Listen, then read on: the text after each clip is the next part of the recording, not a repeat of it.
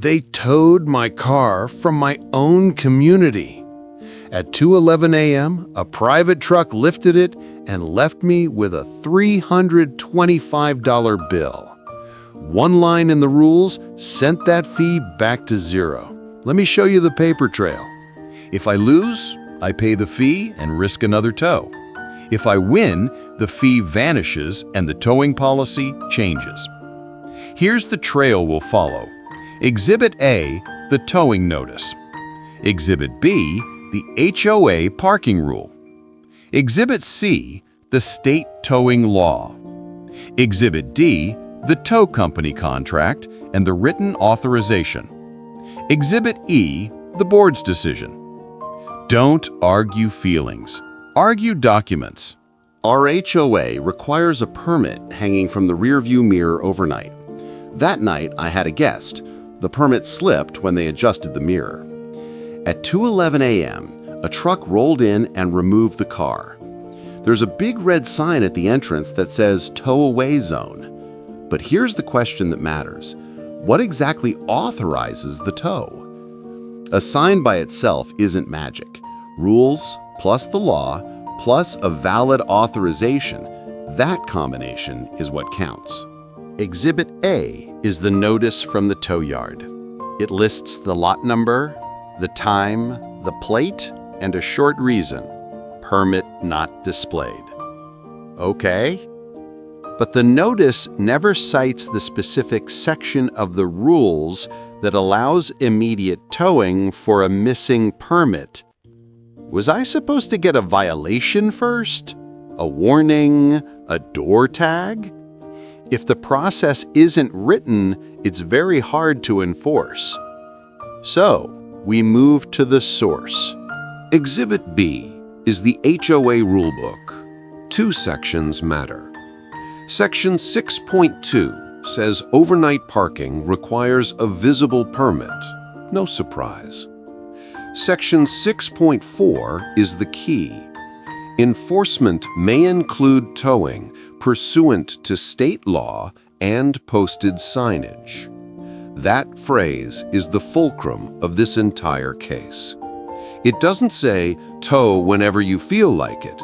It says towing is allowed only if two things are right: the law and the signage. So now we test those two things. Exhibit C is the state towing statute. In plain English, here's what it requires for private property towing. The sign must clearly show the towing company's name and phone number. The sign must state the exact conditions that authorize the tow. If it's not a 24/7 pre-authorized zone, the tow must be backed by a written authorization from the property at the time of tow.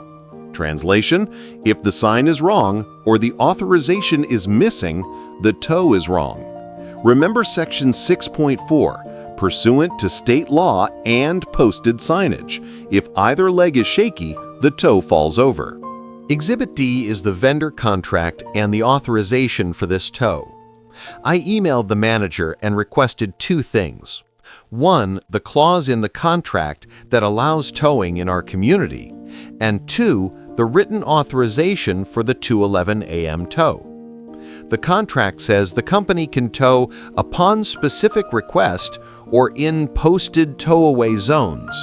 So either there was a real-time request or the signs must be fully compliant with the law. When I photographed the entrance sign, one line was missing, the line that explains the exact conditions that trigger towing. It had the words tow-away zone, but not the required detail. That missing line is the difference between scary sign and legal sign.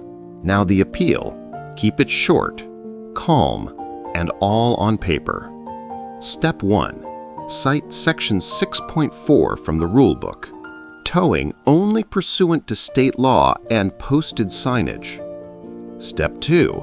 List the state law requirements and show the missing detail on the sign. Step 3. Request the written tow authorization for that night with the name and timestamp of whoever approved it. Step 4. Request reversal of the fee and an update to the signage and towing protocol going forward. Attach photos with timestamps. Include the tow notice. Include the relevant contract clause. No threats, no drama. Just, here are the documents, please align them. Exhibit E is the board's response. They reversed the fee and updated the signs and the internal procedure. And the exact line that won the case? Pursuant to state law and posted signage. If the law isn't followed or the sign isn't compliant, towing fails.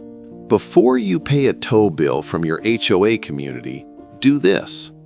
1. Take a clear photo of the sign. Front, close, readable. 2. Get the tow notice from the yard and keep the receipt. 3.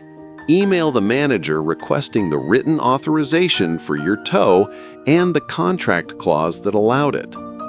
4. Compare all of that with your state's towing requirements. If anything is missing, the company name, the phone, the conditions, or the authorization, you have leverage. Keep all communication in writing. Paper beats opinion. If you need a template for your appeal, the link is in the description. Next episode, Guest Pass Loopholes. How to avoid midnight towing. Subscribe to the playlist and send me your documents if you want your case featured. This is not legal advice. Laws vary by state, but the logic is the same. Rules plus law plus signage plus authorization. When the paper lines up, the problem goes away.